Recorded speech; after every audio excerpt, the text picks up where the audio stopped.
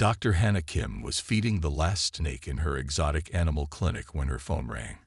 It was late, and she was tired after a long day of treating unusual pets. She almost didn't answer. "Dr. Kim speaking," she said, tucking the phone between her ear and shoulder as she locked the snake's cage. "Dr. Hannah Kim, this is Captain Lee from the International Space Agency. I'm calling about a job offer." Hannah froze. "A job offer? From space?" The man on the phone laughed. "Yes, from space.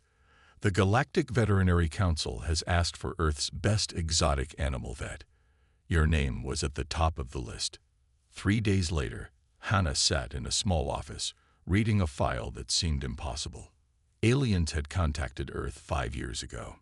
Most people knew that, but few knew about the space station that orbited Earth, where humans and aliens worked together.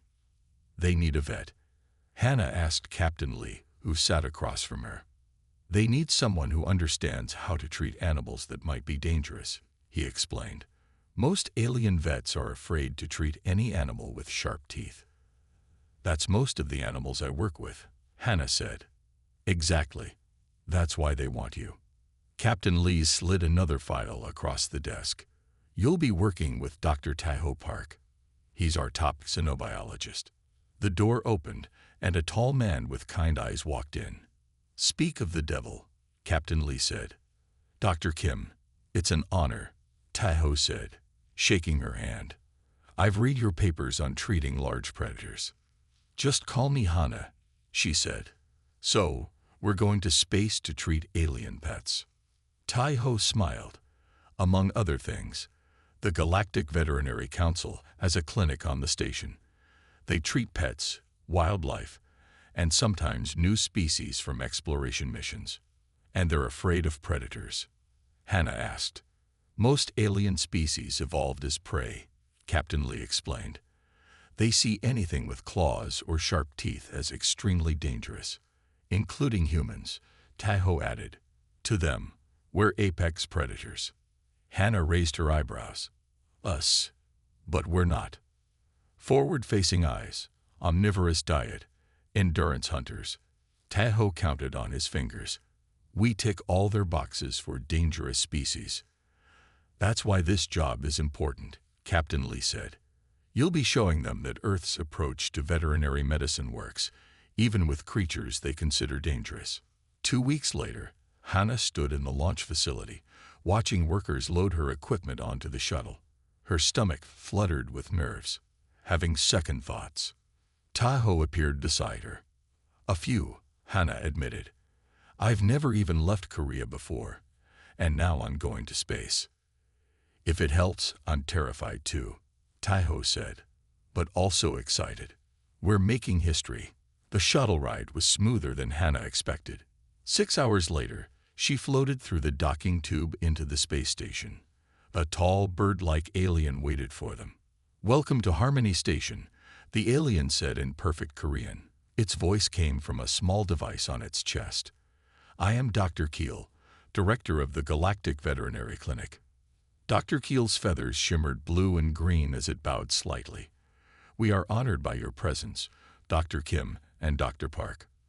Though I must confess, many of my staff are concerned about working with humans."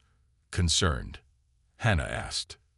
"You are the first predator species to join the Galactic Council," Dr. Keel explained. "Some fear you." Hannah and Tahoe exchanged glances. "We understand," Tahoe said. "We hope to show them that being a predator species doesn't make us dangerous." "That is my hope as well," Dr. Keel said. "Come, let me show you the clinic. Your first patients arrive tomorrow." As they followed Dr. Keel through the station's curved hallways, Hannah noticed how other aliens moved away when they passed. Some watched with what she thought might be fear. "This will be harder than I thought," she whispered to Tahoe. He nodded. "But worth it. We're not just vets here. We're ambassadors." Hannah took a deep breath.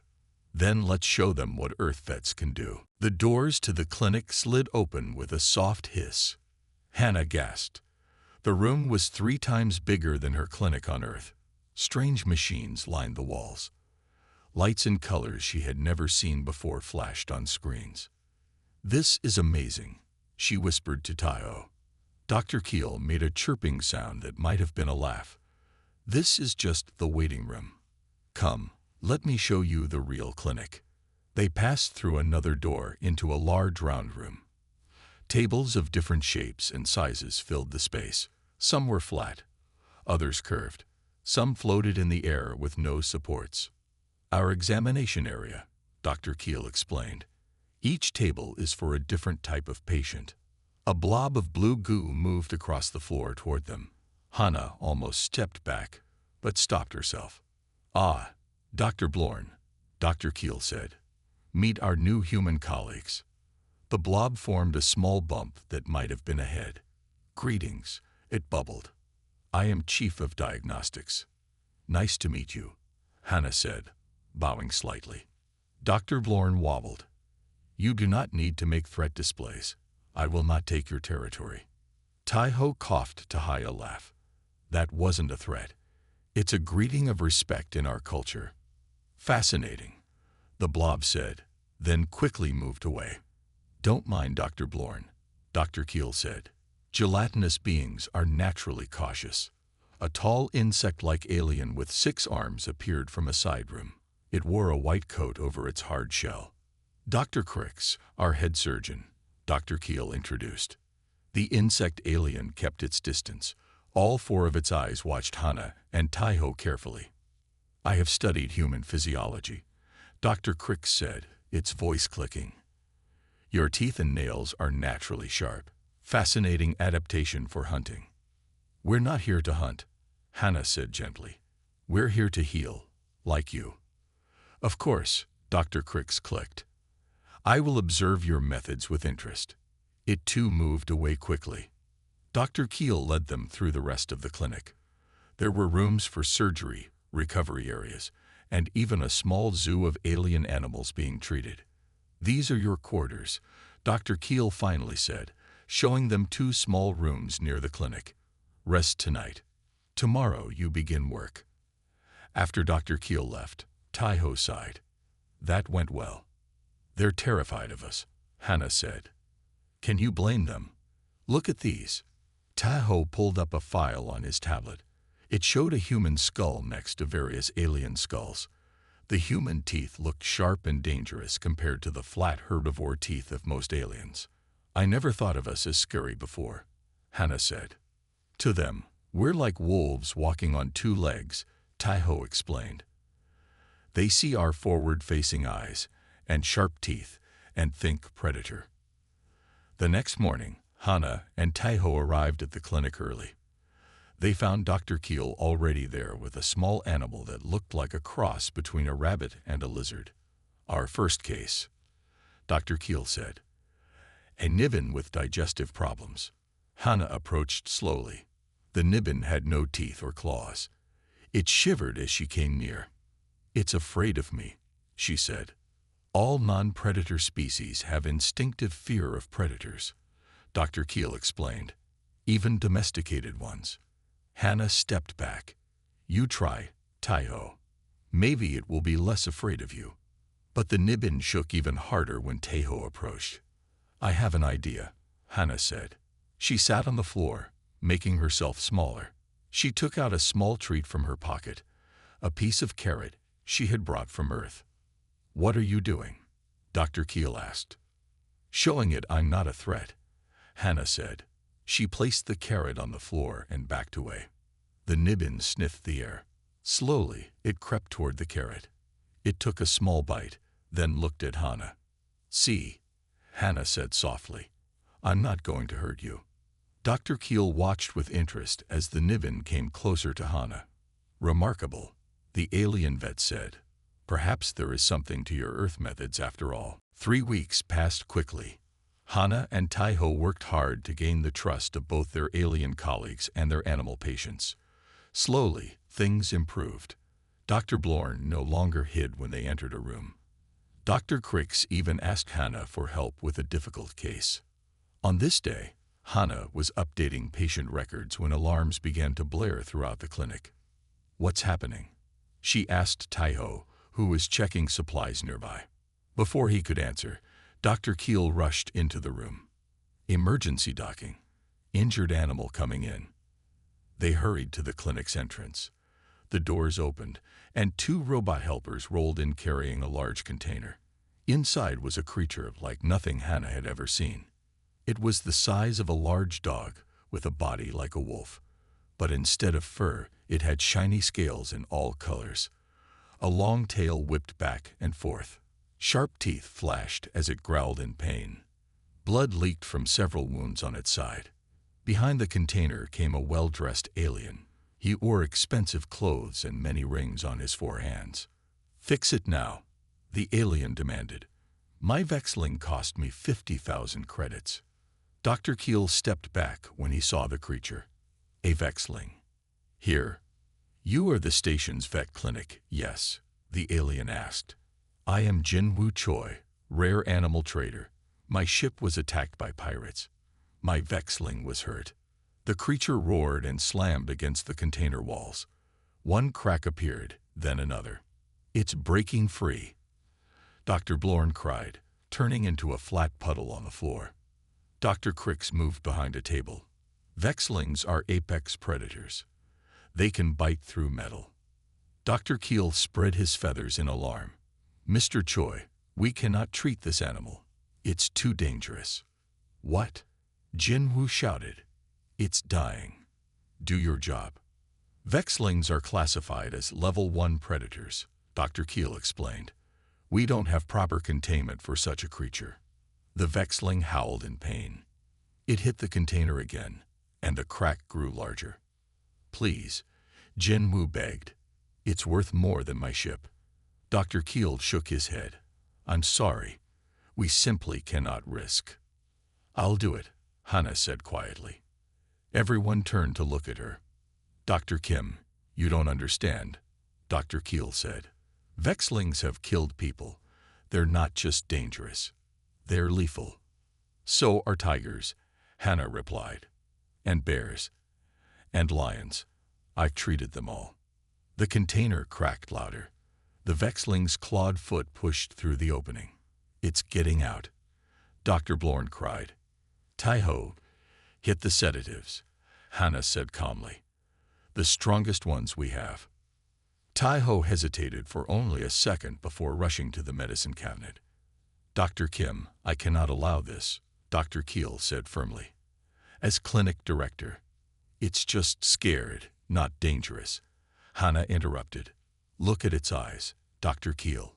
It's in pain. It's afraid." The container broke open.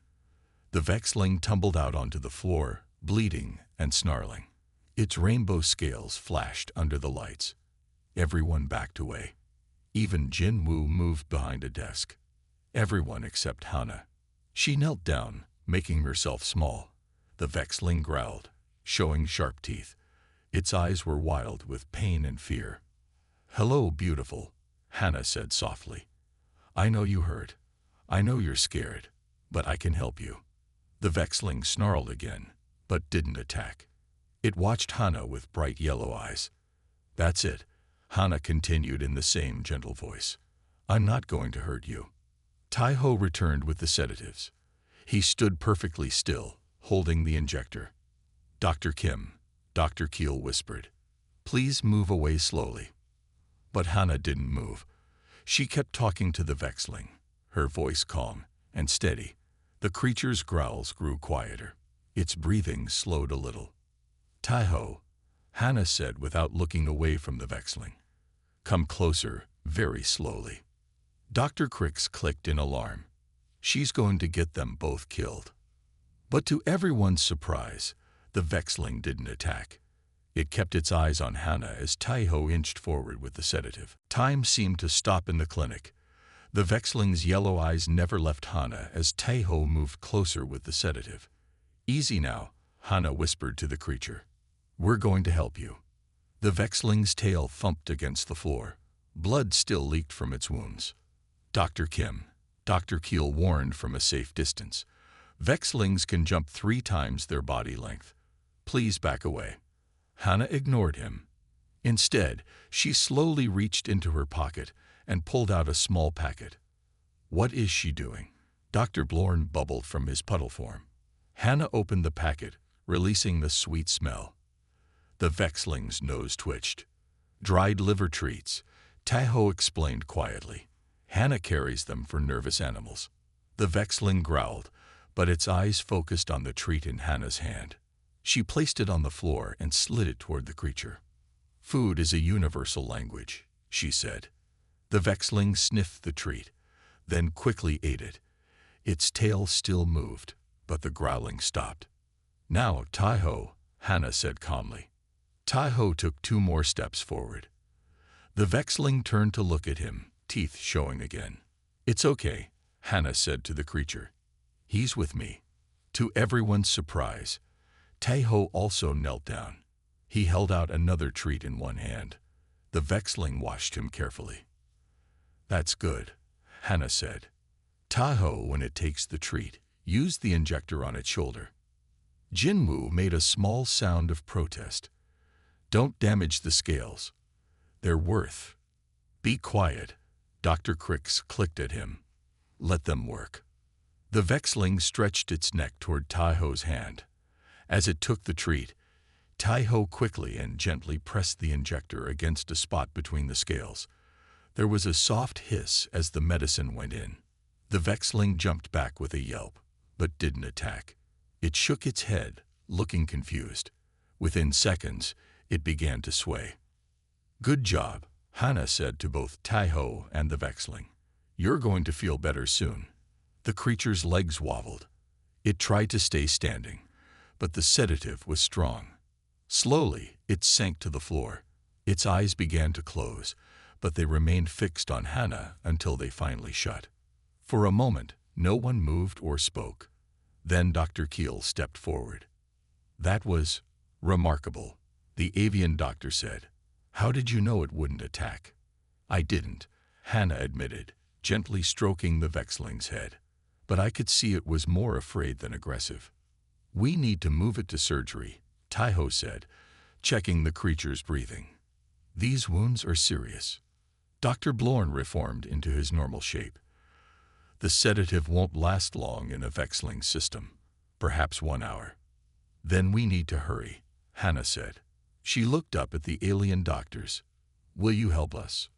Dr. Keel hesitated, then nodded. Dr. Crix, prepare the surgery room. Dr. Blorn, we'll need your diagnostic skills. The 2 alien doctors moved quickly.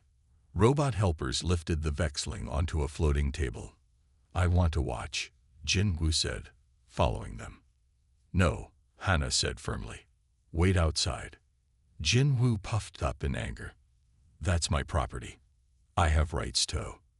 Your property is my patient now, Hannah interrupted. And my patients get privacy during treatment. Jinwoo looked to Dr. Keel for support, but the clinic director shook his head. Dr. Kim is right. Please wait in the reception area, Mr. Choi. Jinwoo stormed out, muttering about complaints and lawsuits. In the surgery room, Hannah and Tahoe worked quickly. Dr. Crix watched their movements with all 4 eyes. May I assist? The insect doctor asked after a few minutes.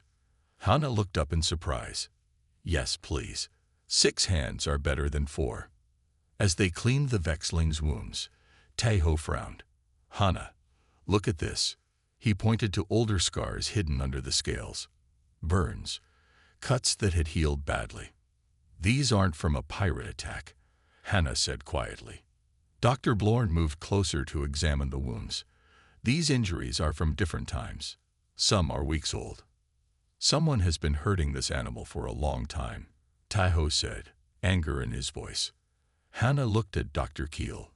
Jinwoo said the Vexling is his property, but on Earth we have laws against treating animals this way. Dr. Keel's feathers ruffled. The Galactic Council has similar laws, if what you're suggesting is true. We need proof, Hannah said, turning back to her patient. And first, we need to save its life. The surgery room was quiet except for the soft beeping of machines. Hannah worked with steady hands as she cleaned the Vexling's deepest wound. Next to her, Dr. Crix used 3 of his 6 hands to hold special tools. These wounds were made by an energy whip, Dr. Crix said, his voice clicking softly. Not pirate weapons. Energy whip? Taiho asked, looking up from the blood samples he was testing. A tool used to control dangerous animals, Dr. Keel explained. But they are cruel and most places have banned them.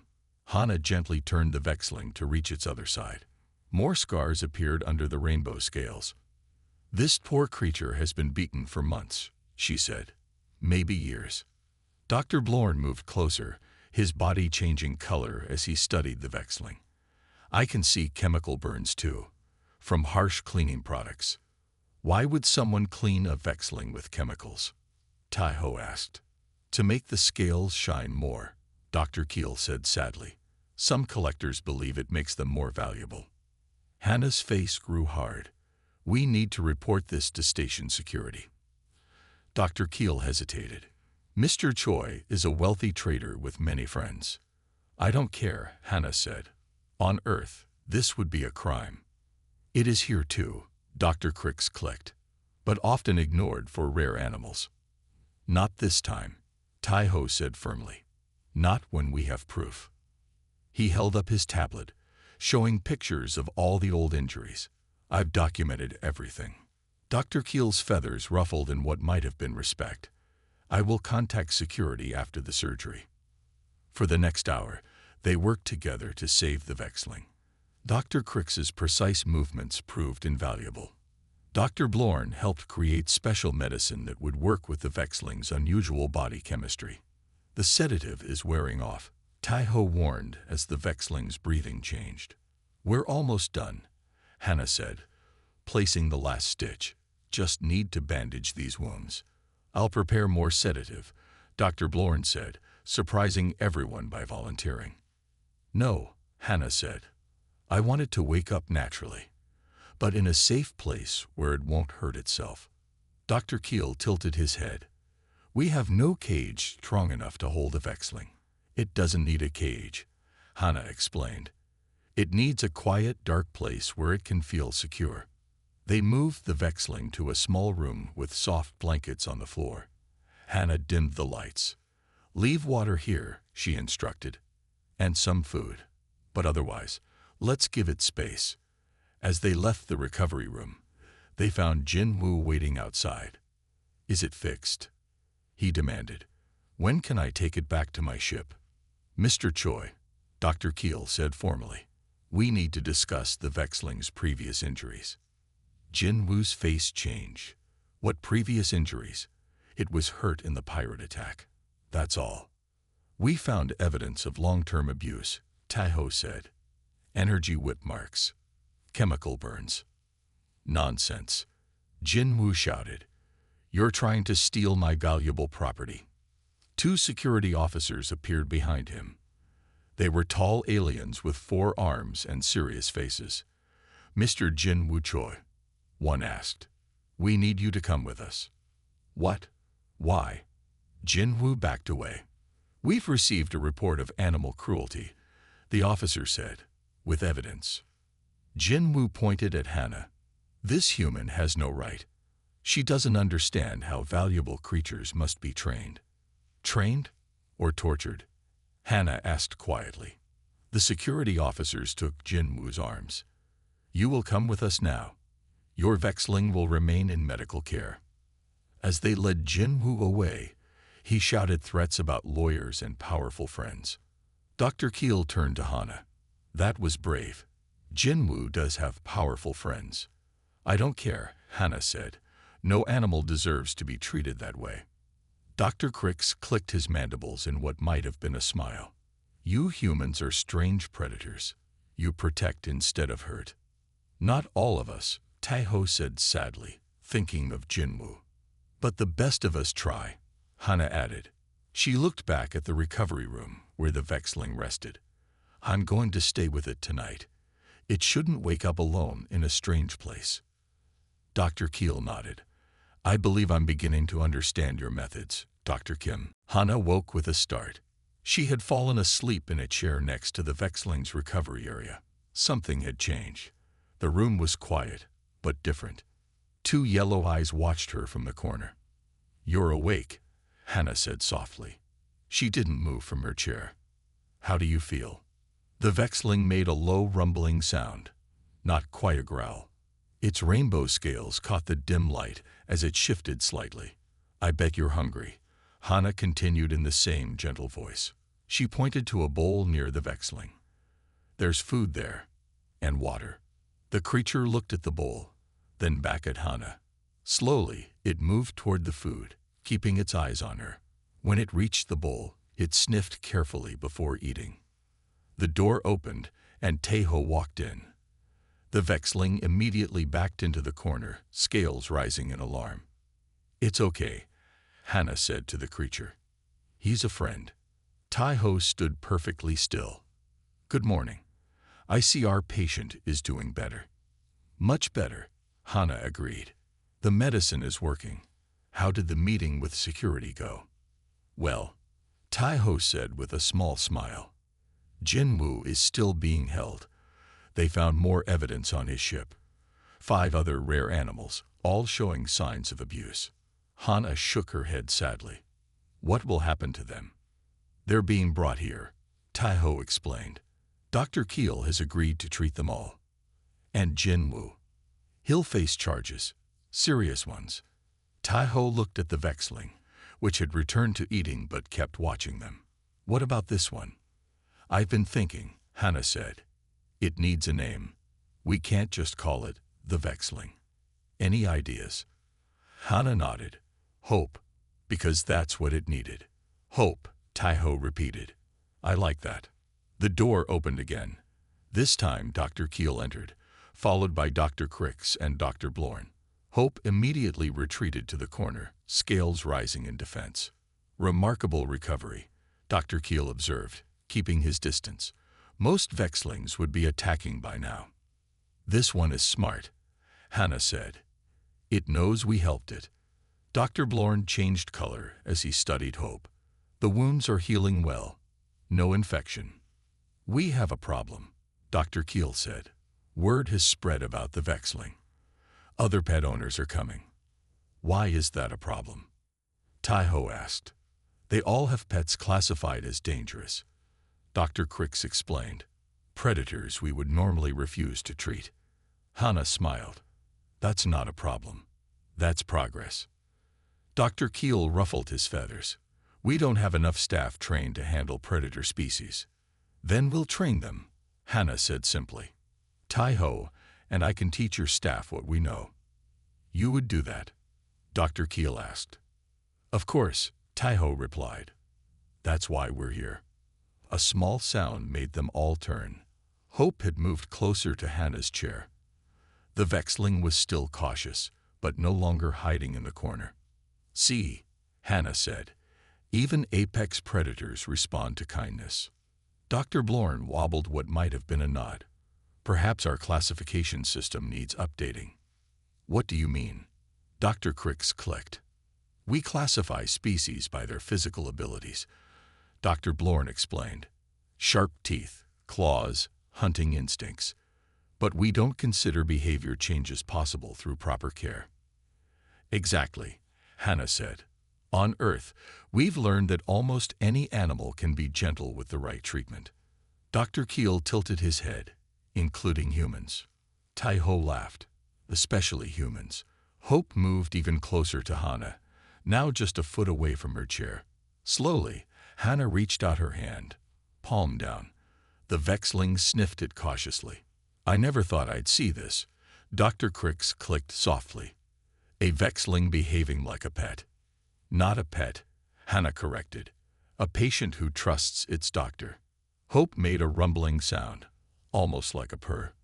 Then, to everyone's surprise, it gently touched Hannah's hand with its nose. "I believe," Dr. Keel said, watching in amazement, "that we have much to learn from Earth's veterinary practices." Dr. Blorn changed to a bright blue color. "The scientific committee should hear about this. It challenges everything we believe about predator species." "Maybe," Tai-Ho suggested. It's time to stop seeing teeth and claws as defining an entire species. Dr. Keel nodded. Perhaps you're right, Dr. Park. Perhaps you're right. The meeting room was packed. Aliens of many shapes and sizes sat around a large round table. Some floated in the air. Others sat in special chairs designed for their unique bodies. All of them wore the formal clothes of the station's scientific committee. Hana and Tai-Ho stood at the front of the room. Behind them, in a special containment field, sat Hope. The Vexling was calm, its rainbow scales shining under the lights. "This meeting will now begin," announced the committee head, a tall crystal-like being named Dr. Xen. "We are here to discuss the proposal by Dr. Keel to review our classification system for predator species." Dr. Keel stepped forward. "Thank you. For many years, we have classified animals by their physical traits. Sharp teeth mean danger. Claws mean danger. But our human colleagues have shown us this may be too simple." A purple alien with 3 eyes made a rumbling noise. "Predators are predators. It is their nature. This has been proven by science for centuries." "With respect, Dr. Loom," Tai-Ho said, "nature is only part of the story. Behavior can be shaped by care and environment." Dr. Loom waved a tentacle dismissively. "You speak of one Vexling that hasn't eaten you yet. This proves nothing." "It's not just hope," Hannah said. She touched a button on her tablet. The wall screen lit up, showing pictures of the clinic. In one image, Dr. Crix was treating a large spiky creature, while Hannah stood nearby. In another, Tai-Ho helped Dr. Blorn examine a small but sharp-toothed animal. "In the past 2 weeks, we've treated 15 animals classified as dangerous predators," Hannah explained. "None have attacked. All have responded to gentle treatment." An insect-like alien clicked its mandibles. "What about the Mortex incident 50 years ago? A tamed Mortex killed its owner and 3 others. Was it really tamed?" Tai-Ho asked, "or just forced to obey through fear and pain?" This caused murmurs around the table. Dr. Xen raised a crystalline hand for silence. "Dr. Kim, Dr. Park, what exactly are you proposing?" "A new approach," Hannah said. "Judge animals by their actual behavior, not just their physical traits. And recognize that with proper care, even apex predators can be gentle." "Like humans?" asked a small green alien. The room went quiet. Everyone looked at Hannah and Tai-Ho. "Yes," Tai-Ho said after a moment. "Like humans, we have the physical traits of predators. But we choose how to use them." Hannah nodded. "On Earth, we keep tigers and lions in sanctuaries. They're not pets, but they can form bonds with their caretakers. And sometimes they still attack," Dr. Loom pointed out. "Usually because of fear or pain," Hannah countered. "Not because they're evil." She walked back to Hope and lowered the containment field. The Vexling stood up, stretching. Several committee members gasped or moved back in their seats. "Hope was beaten and abused," Hannah said, gently petting the Vexling's head. "By your standards, it should hate all thinking beings. It should be wild and dangerous." Hope made a soft rumbling sound, almost like a purr. "Instead, it's learned to trust again," Hannah continued, "because we showed it kindness." Dr. Xen's crystal body glowed with interest. "The evidence is compelling. But changing our classification system would affect trade, transportation, even housing regulations. Change is hard," Tai-Ho agreed, "but necessary when old ideas are wrong." Dr. Keel stepped forward again. "I propose we begin with a test program. New guidelines for the veterinary clinic only. If successful, we can expand to other areas." Dr. Loom and several others started to object, but Dr. Xen raised a hand. "A reasonable compromise. The clinic will use the new guidelines for 6 months. Then we will review the results." As the meeting ended, many committee members came closer to look at Hope. The Vexling stayed calm beside Hannah. "They're still afraid," Tai-Ho said quietly to Hannah. "But they're trying not to be," she replied. "That's progress." Dr. Keel joined them as the room emptied. "A small victory, but important. It's just the beginning, Hannah said, watching Hope interact gently with a curious young alien. Changing minds takes time. Speaking of time, Dr. Keel said, there's something you should know. The station has received 16 applications from pet owners with predator species, all asking specifically for the human vets. Tai-Ho laughed. Looks like we'll be busy. Very, Dr. Keel agreed. But I also received 7 requests from alien veterinarians wanting to learn your methods. Hannah smiled. Now that's real progress. 3 months after the committee meeting, the clinic was busier than ever. Hannah checked her tablet as she walked down the hall. 4 more patients waited in the reception area. Behind her trotted Hope, now fully recovered and serving as the clinic's unofficial helper. Busy day, Tai-Ho said, joining her with a cup of coffee in each hand. He gave one to Hannah. Thanks, she said, taking the sip. Dr. Crix is finishing with the Tralaxian sand digger. Dr. Blorn is showing our new trainees how to read body signals from predator species. Hope made a soft, rumbling sound and nudged Hannah's leg. Yes, you've been a good teacher too, she told the Vexling, patting its head. A loud alarm suddenly blared throughout the station. Red lights flashed in the hallway. Emergency alert, said a calm computer voice. Life support failure in Section 12. All personnel evacuate to safe zones. Hannah and Tai-Ho looked at each other in alarm. Section 12. Tai-Ho said, "That's the animal recovery ward," Hannah finished, "where the most critical patients are." They ran toward the ward, Hope racing beside them. Dr. Keel met them at the entrance, his feathers flack with worry. "The system failed completely," he explained. "Temperature is dropping. Oxygen levels too. The repair teams need 1 hour to fix it." 1 hour is too long, Hannah said. "The critical patients can't survive that." "We must evacuate them," Dr. Keel agreed. "But the lights are out, and some of the more dangerous species." Hannah looked at Hope. "We'll need help." They entered the dark ward.